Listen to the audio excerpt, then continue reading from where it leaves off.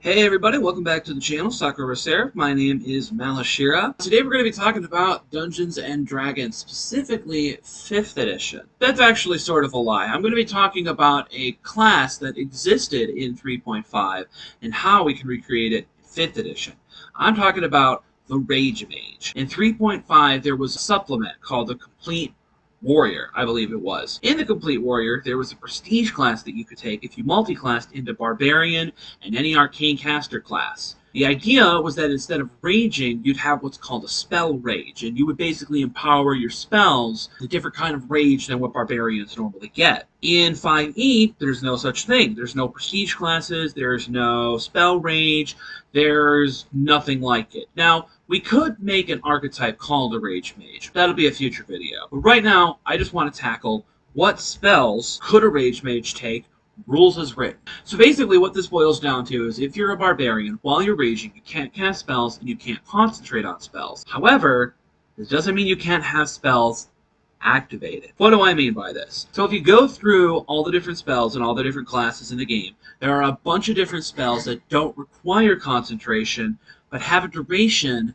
of a minute or an hour or 24 hours in some cases. So I want to talk about a few of those spells, and if you wanted to multi-class a barbarian into a wizard or a barbarian into a cleric, what kind of spells could you use to really make that as strong as possible? Now I want to do this level by level. Not all of these spells are going to be obtainable by any one class. There are going to be some spells that are obtainable by clerics, some by druids, some by wizards, and other classes that can't necessarily get them all. I just want to discuss the spells that are good for a barbarian. So starting off, there's a list of cantrips that might be really good for a barbarian to take, specifically, again, because they have a duration more than instantaneous, and they don't require concentration. Light's a good one just because if you are a race that doesn't have dark vision, you aren't able to see in the dark, you cast light, you run into an enemy in the middle of that darkness, if you rage, you don't lose your life. Mage Hand is another one that it would be along the same lines where you can cast the Mage Hand and have the hand active, rage, and then you're not losing the hand. But the Mage Hand's only active for about a minute, so you really have to be using foresight to see when the best time to use the hand and then rage would be. You gotta remember, you can't rage and then cast the hand. You have to cast the hand first. Another cantrip that you can take if your barbarian is multi-classing into druid is Shillelagh. Shillelagh allows you to use your spellcasting modifier instead of your strength modifier for attack and damage rolls, but that's not the benefit we want here. The benefit we want is that you can pick up a regular old stick, an everyday club, cast Shillelagh, and bam! Now you've got a magic longsword that deals bludgeoning damage in your hand. It's pretty great for just being a cantrip, and you can stack rage damage on top of it if you just choose to use your strength modifier instead of your spellcasting mod. All Shillelagh does is open that up as an option for you. You don't have to do it while Shillelagh is active. Minor Illusion is another one of those along the same lines as Mage Hand, where it doesn't require concentration and it does have a duration of 1 minute. So again, you really have to be, you could cast an illusion, and then as long as you hold that illusion, unless you're an illusionist wizard, then you can rage and then maintain that illusion. But the downside being that if you have to dispel that illusion or that illusion gets disbelieved, you can't drop it and then cast it again unless you drop your rage. So you really, again, have to be really careful with what you're doing with that. Prestidigitation is the last cantrip I really want to talk about because, again, it's another one of those that some of the effects have durations greater than instant. Any of those that don't require concentration, simple stuff like changing the hair color or changing the clothing of your clothing color, or, you know, wiping mud off of stuff, you know, raging's not going to cancel any of those effects out or anything like that. So another really good cantrip to have in the Rage Mage's back pocket. Alright, so we've talked about cantrips that we can take as a Rage Mage. Let's talk about first level spells. Now there's a very long list of spells here, so I really only want to take a minute to talk about a few standout ones. But the list that you're seeing on screen right now is basically just the list of any spells that have a duration greater than instantaneous and don't require concentration.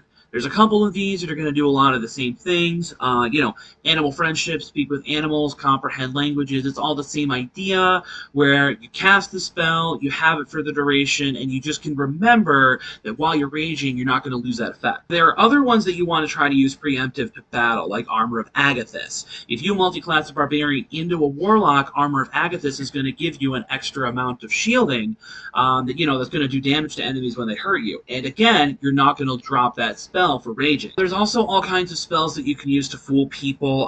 Charm Person, Command, Disguise Self, all of those spells don't require concentration, but again, you have to make sure you're thinking clearly about when you're using it in conjunction with your rage. The only other ones I really want to point out are Featherfall and Grease. Featherfall, just because I've seen what players do, some of the shenanigans they pull off, they very well could cast Featherfall, rage, fight, and then in the next 60 seconds, in those 10 rounds that they get with that active Featherfall, they may have to jump off a cliff to get away from the bad guy, or they might have to jump off something else, or they might fall into a pit trap or something. They might have the foresight to know that they're standing on a pit trap. For whatever reason, that gives them a full 10 rounds to use that. So again, a little bit of foresight is needed there, but that clutch feather fall into the rage can really save them in some specific scenarios. And then Grease is just a great spell. If you want to lay that down, make it hard for your opponents to get to your allies behind you, and then rage and be yet another barrier in the way.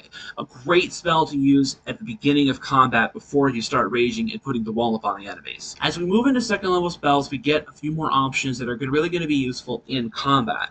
The first one I want to talk about is Aid. Aid's going to give you a boost on your hit points, so you're going to have your maximum hit point count increased, and again, your rage isn't going to interrupt that. You're going to maintain those hit points as long as Aid's duration lasts. Blindness and Deafness is another one where you can cast Blindness, and a lot of people don't know this, but it doesn't have concentration on it. So if you cast Blindness, you make it so somebody can't see, they now have disadvantage on attacks, and you have advantage on attacks against them, and you can rage on them.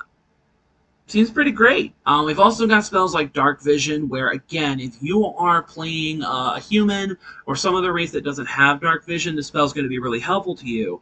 It lasts for 8 hours, and again, no concentration. Rage doesn't break it. One of my personal favorite spells for this build is Mirror Image. You cast this spell, you've now got 3 duplicates of yourself standing around you. There's now 4 Rage Mages where before there was 1, which is really intimidating to the opponents, I'll tell you that much. And then on top of the fact that, unlike some other spells that you can use kind of the same way, you're not going to be disappearing. We'll talk about that in a minute. So you're still going to be present on the battlefield, but the opponent may not be able to hit you because you've got a bunch of illusory copies, making that really difficult. The last spell on this list I want to talk about is Spiritual Weapon, one that's only going to be available through Cleric as a class, and then a few other exceptions, like the Oath of Conquest Paladin. But Spiritual Weapon is a really strong spell. You cast it as a bonus action, you attack with it as a bonus action, and again, it doesn't require concentration. So if you use that bonus action before you rage to cast Spiritual Weapon, after you use your next bonus action to rage, every turn after that, you can attack with that Spiritual Weapon if you don't have another Barbarian thing to do. Something like this would be very good for multi-classing into the Path of the Totem with the Bear Spirit, where the only thing you're getting from that is passive resistance to all types of damage. You don't have any bonus actions to take. So then you can throw in Spiritual Weapon in that slot and then be resisting all kinds of damage and dishing out not only your weapon damage, but also additional force damage. Alright, so now as we move into third level spells, our lists are getting a little bit shorter as to the spells that will actually be beneficial to this build. But there are still some really good picks here that we can consider moving forward. The first one I want to talk about is Blink, and this is what I was talking about a minute ago. This one is going to be really good in like a 1v1 scenario, because even though you're tanky, you're going to be blinking out of existence at the end of any turn, with a 50-50% chance of that not happening.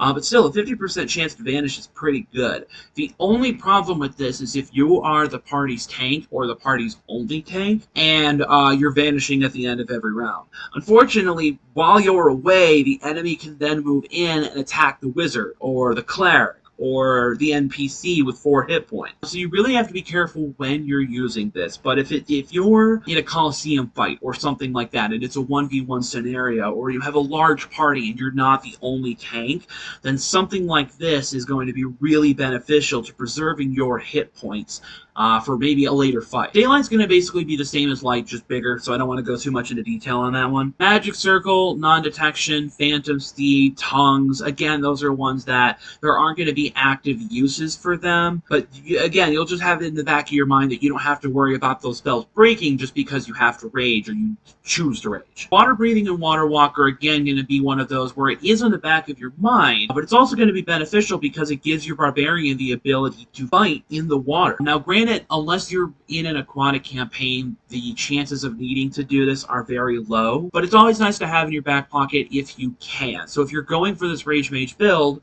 Water Breathing and Water Walk may be options to consider, depending on the campaign you're in, the environment you're going, or if you're just, like me, nervous about possibly coming across the need to swim. That can kill you if you're not ready. Alright, so moving into 4th level spells, there's a couple of other really good options here. The first one being Death Ward. Death Ward is really good because you can just cast it on yourself, forget about concentrating on it, and just rage if you need to. Then, if you do die, even if you're not a Path of the Zealot Barbarian, you're going to come back. Another great spell to consider is Fire Shield. Now, this one only lasts for 10 minutes, so again, you have to use a little bit of foresight with this one, but it makes it so that if enemies attack you, you're dealing either fire or ice damage to them as punishment for having the gall to attack the tank. How dare they? Freedom of Movement and Hallucinatory Terrain are again some of those spells that it's just nice to know that rage isn't going to break them. Hallucinatory Terrain definitely has limited use even for creative illusionist players, so it's going to be really hard to find a constructive use on how to combine this spell with rage in an effective way. But if you think of anything, let me know in the comments. I'm curious. The only other spells I want to bring up are Guardians of Faith and Mordenkainen's Faithful Hound. I'm not a huge fan of either of these spells just because once you plant them down, they're stuck there. That's it.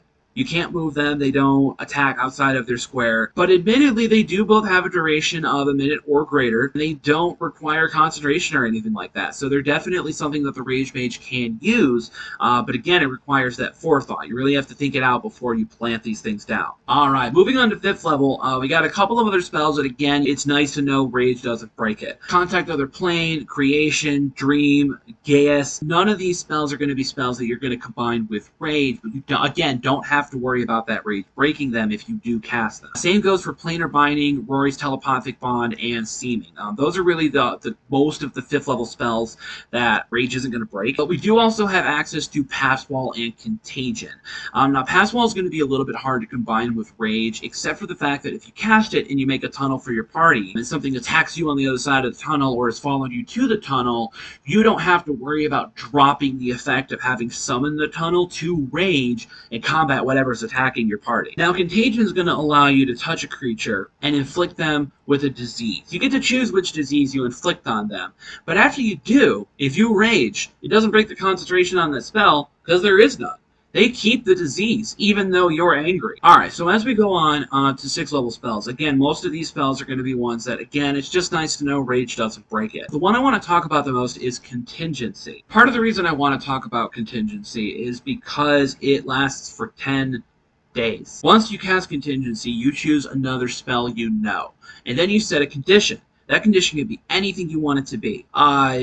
My foot exploded. My hand got chopped off. The paladin died. Theodore Roosevelt somehow exists in this world due to the DM's bullfuckery. Any trigger you want it to be. Once that trigger happens, whatever spell you chose will go off. So you can set it so that, for example, if I get attacked by an enemy, I can Contingency a Vampiric Touch, and have it set for 10 days that the next time my Rage Mage gets attacked by an enemy, I'm automatically going to be able to reach out and Vampiric Touch them to suck out some HP. And I don't have to worry about Rage breaking this possibility, this setup, because Contingency doesn't have concentration on it. And this can be used this way for any spell like this, even ones that do have concentration, because Contingency isn't necessarily going to force you into that rage. So you can set it up to cast Haste, Slow, you can even go with other instant spells like Fireball or Lightning Bolt. You know, just use your imagination, but there's a lot of possibilities with Contingency, so definitely one to keep in mind. Now, 7th level spells, again, we're getting shorter on the list of spells that are going to work for the Rage Mage, but the one I really want to talk about is Regenerate. As we all know, the Barbarian's most valuable resource is hit points. Any way that they can get those back is going to be good for them. Now, granted, most parties do have a healer of some kind, whether it's the Cleric, the druid, or the paladin because he's the only one that has healing spells. Every party usually has one. But even if you do, an extra hit point every round is definitely nice, especially when you're up in front taking damage every single round. It also lasts for an hour, so even if you cast it in the middle of the fight, get the initial heal, and only heal 1 per round for the rest of that fight, after that fight, you got about another 50 minutes, if not more, for that thing to go off. More than likely more than that. So, as long as you can get through the initial fight when you cast Regenerate, after that you're basically going to get a full heal. So definitely something to keep in mind. Now moving on to 8th level, again, there are a lot of spells here that it's nice to know that concentration isn't going to break on them. They aren't going to break because we're raging. You know, it's nice to know that the demi plane I opened isn't going to collapse because I got mad. But the spell that I really want to talk about is Telepathy. If you're casting Telepathy, more than likely it's to keep psychic contact with your party over long distances. Now, if for whatever reason you do this and your party separates and you do have to rage, you're not going to lose that telepathic bond with your party members. So it's not really a big deal if you do have to fight in this scenario. Finally, 9th level spells. Now, there's only 3 of these that have that longer duration and don't require concentration. We've got Astral Projection, Foresight, and Prismatic Wall. Astral Projection is good, but it's basically a temporary plane shift, so I'm not a huge fan of it. But the other 2 spells on this list are wonderful. Prismatic Wall is the most powerful wall spell in the game. The fact that you can just throw this up and then rage and it doesn't go down is insane. Wall of Light would go down. Wall of Force would go down. Wall of Stone, provided you didn't make it permanent, would go down. And then finally, Foresight. Foresight is ridiculous. One of my favorite spells in the entire game. As a DM, and a player. So when you cast Foresight, you touch a willing creature, and you don't even have to touch yourself, even if you are a rage mage. You can choose to cast this on somebody else. When you do, you give them the ability to glimpse just a little bit into the future. As a result, they can't be surprised. They have advantage on attack rolls, ability checks, and saving throws, and other creatures have disadvantage on attacks against them for the duration. Oh, by the way, it lasts for 8 hours. You cast it once, and you can get mad as many times as you like. You are not going to lose these benefits unless it gets dispelled. In that case, sorry. So that's a solid list of all the different spells that are available to you if you do decide to go with the Rage Mage build. Now, granted, we didn't talk today about what I would do if I were to build this Rage Mage, but I'm thinking I'm going to do that in a separate video. If that's something you'd like to see, let me know in the comments below. Don't forget to like and subscribe. I would really appreciate it, and thank you for watching. Have a good rest of your day.